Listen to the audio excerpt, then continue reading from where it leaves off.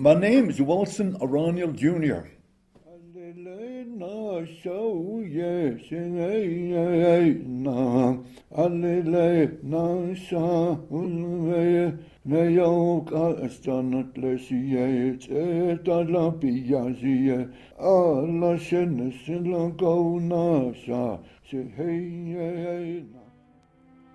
Well, he claims himself to be the white stallion. Yeah, I would say, where in the world did you get your name? You have a real weird name. So one day in my young life, I thought, what do they mean? And I look into the dictionary, look up the word weird, and come to the conclusion that it means something not too good. So I guess through a good curiosity, I researched my name. Come to find out my name Wilson came from England, English people who were farmers. Wilson means a well-to-be person. And then through my father, I found out my last name was eventually pronounced as Ayania. In our language, Ayane means buffalo. But then my dad changed the spelling of my last name. Now today it's called Aronilth. That name came from Asia, Mongolian people. What Aronilth means is white stallion, a horse. And then Junior eventually just means I have my dad's name. So that's how I come to realize that my name's all right. So I thought I better keep my name clean. I don't want to have my name written anywhere in a negative side of life. I was always been disciplined and instructed by my grandmother. Her name was Lindy Ba Hunt. She's the one that raised me, always stressed and told me, Navajo Diné self-clan introduction is one of the most highest and important value and belief in Navajo way of life. My first clan, they call it Tsaile. That's like the rainbow clan of the Red House people, Red House clan. My mother told me I was born for literally, I'm born for Zuni Red Street running into the Water Clan. Then I have my Che. That's my maternal grandfather, which is near the Water Clan. And then my paternal grandfather, the which are, they call it today Under the Sleeve Clan, but it reflects the Big Water Clan too. So that's my identification. 1933, November 20th. It was snowing. I guess my mom couldn't have me at the Hokan. She was scared, so there was only one man that had a Model T truck, and they asked my grandpa, wanted to ask him, so they eventually was supposed to arrest us to Shiprock. But on the way, about 800 yards from my grandma's Kokan, I was born right there in the back of that cold dump truck, Model T. My grandma used to tease me about my birthplace. And my birth certificate is a mystery because I was born on a reservation. They make it sound like I don't exist. I didn't meet my mother and father until I was 15 years old. The story says when I was about 5 days old, I was given to my grandmother. She taught me about the role of a young man, how to live and understand myself, take care of myself, how to be honest with myself, how to be obedient. What I learned growing up, when my voice changed as a young man, they had to build a sweat ceremony to acknowledge my puberty. The first thing I learned about sex, my grandpa says, there's going to be a feeling in your life where a feeling you need a female. So that feeling is something you cannot just abuse.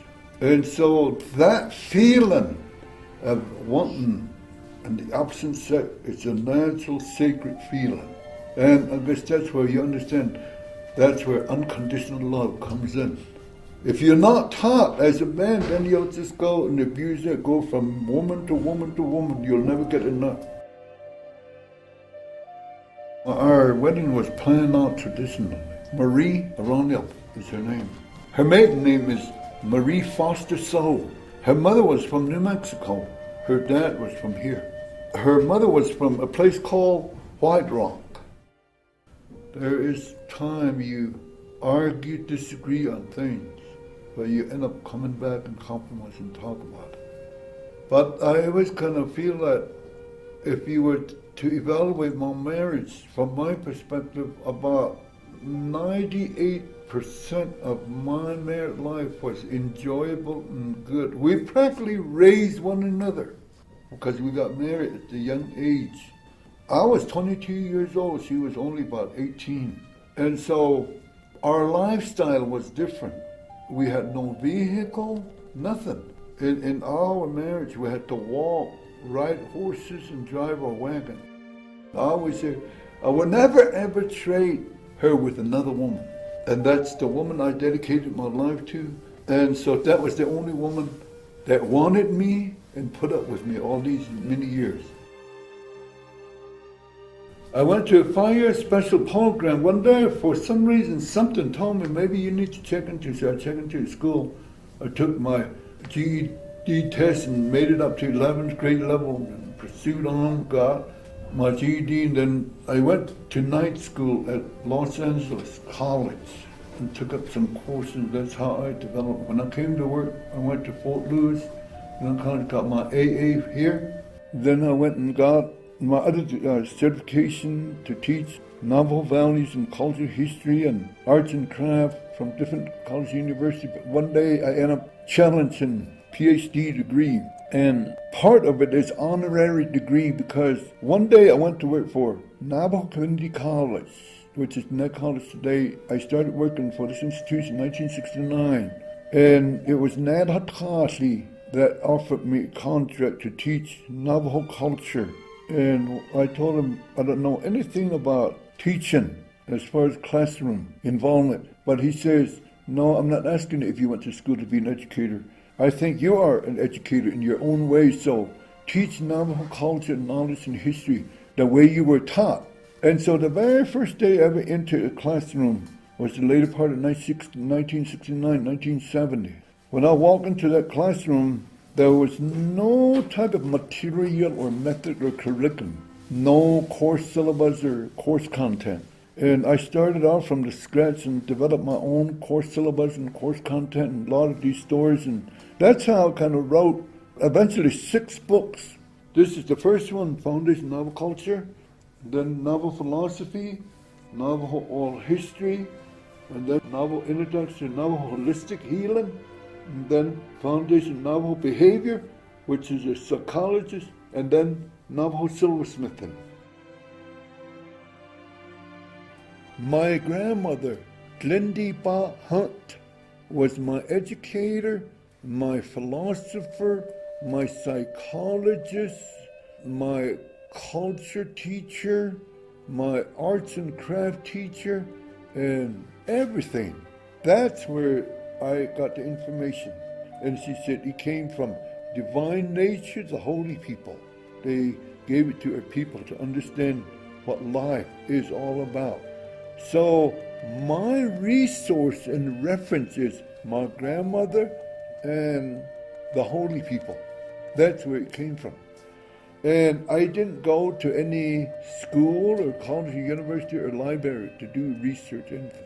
It was what was instilled to me, where I learned it by listening, and sitting in the hogan like this, all hours of the night or day, And I guess Grandma didn't really have anyone there, so she shared a lot of knowledge with me. When I was hurting, she with her, I was right there beside her. And I don't know how, just a little portion of it that I comprehend was instilled into my mind. That's what it is. So I always tell my younger people, my knowledge is smaller than a mustard seed. I don't know everything. My grandma says, one day when you tell your stories, somebody's always eventually going to disagree with you. But don't say nothing. Just tell the story the way you were told. Don't delete or add or exaggerate. Just tell it the way you were told. And so mine was simple. So that's what I was telling them. The way you were told, I respect you for that. So the way I was told, this is how my grandma. It came from Red House Clan. That's the story where it comes from. And so sometimes people challenge me. But some of those individuals that criticized me, their sons and daughters, grandchildren took my class.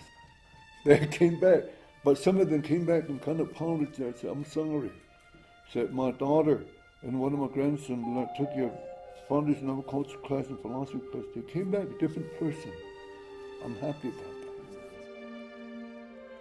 But I got involved in writing books to help my younger generation to understand, at least when I leave this world, there'll be something that I'll leave here they might benefit by and read it, maybe enjoy it, I don't know. I guess mainly it's my commitment to say, hey, look, there's Navajo knowledge. There's these beautiful understanding that you can learn. Maybe you don't have to believe it, but at least read it and respect our people. I think today Western education is important, and our Navajo education is important.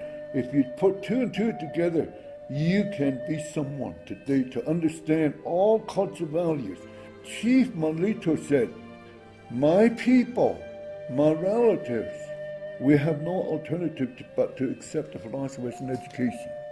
We don't know if this education has a heart, a mind, a soul, a spirit, whether it has prayer, song, or whether it's a living education, but it's foreign to us, but we have no alternative but to accept it. But this is what I want you to remember. Never ever underestimate, deny, or contradict or confuse yourself and forget your language. Your language is important. The color of your skin doesn't make you unique. Your language makes you unique. Your prayers, your song, your spiritual holistic belief makes you unique. Your language is the key to challenge this education and learn it as far as you can, because it's offered to us. We didn't ask for it. They want us to be educated. Whatever way that our education, this education, Western education system takes us, let's never deny and forget our vision, mission, and goal of where we came from, why we're here, the direction we're going. Maybe if we make some connection, it'll help us to re-improve, to redevelop and regrow ourselves as we go. That was the expression that was made. 1950 is when we got involved in bilingual bicultural education. But it took from 1950 to about 1964 when Raymond became child chair. Let's not talk about it, let's go for it. And so I thought I need to help somehow. So some of these elders says, they'll say it like this in Navajo language. Diné ko ntsakes dornahata oho a na ntin edeti bindi a bikaho o chile bikaho o tase ni tsik kin hatsin be nang tin don les a cut up how to that whole expression, my translation was, we need foundation of Navajo cultural knowledge to be reinstilled into our generation. That's how it brought me to writing this. I think education gives you stability and foundation if the goal is set right. I learned a tremendous amount of information from him about my culture, about our practices, and what I also learned in his class was how to properly introduce myself in Navajo with my clans. Everyone who takes a class from Dr. Wilson Aronilth learns how to properly introduce themselves in Navajo. I call Dr. Wilson Aronilth Shiche, my maternal grandfather. My Che's are Kintlachitni, and Dr. Wilson Aronilth is Kintlachitni. So by clan, he's Shiche, and he addresses me as my granddaughter, Shitsu. In Navajo, clanship is important, as is the concept of ke, establishing relationships with all in the universe, and clanship is an important part of that. And I just address him with great respect, as I would my grandfather. He's been here at Diné College for a long time, and one of our faculty that we value here, and he works in the Center for Diné Studies department. It's quite common to have many of his courses filled to capacity, at least 25 per section, and he could be responsible for teaching 15 hours a semester. Out of nowhere, he gets his wealth of energy. He's so much energy. I mean, from every day, and he teaches, and then on weekends he does prayers, conducts prayer services, and presents cultural stories, knowledge. So he's endless energy. And his relationship with students, I think students really enjoy him being a teacher. He's just become a symbol, one of the figureheads of Diné College. I really, really wholeheartedly, tremendously support my younger generation. I always say this, okay, my younger generation, even if you are my son, daughter, grandchildren, whoever you might be, by clan relatives, it doesn't make any difference who you are. You're all intelligent, beautiful. You got the mind, you got the expertise, the skill, ability, and potential to do something good. That's my feeling to all of you. That was my commitment. I guess basically, I am retired, but I always think, whatever way my prayers, my song, my belief, my creator, what I believe in takes me, if I'm needed, I'll go until time will tell when I'll leave the educational system. And I believe there's no such thing as retired. You retire until you grow old and go back to this old place, or old age place, they say. He was always there as a good father. He always told us right from wrong. And he told us, regardless of who was wrong, show respect to whoever you run into. If you show them respect, they'll show you respect. All these things that he tries to teach people, he's doing it out of love and respect for his grandfathers and grandmothers. He's not trying to become famous or anything like that. He's just trying to get the word out. He's 100% loyal to what he knows, what he's been taught. He ain't going to change it. I tell students, this is the time to come to Diné College. These elder folks are not going to be here for very long. I am privileged to be here and working with him. His influence has contributed to a lot of individuals' personal health and well-being, academically and also spiritually and culturally. And he deserves that recognition and acknowledgement of making a contribution to a lot of people's lives. Well, I would say he's the real McCoy. He's the genuine, what you might say, Diné and Navajo. And I would say that he came a long ways with his wife and children and grandchildren, up to the point today where you can say that he's a man, he's a warrior.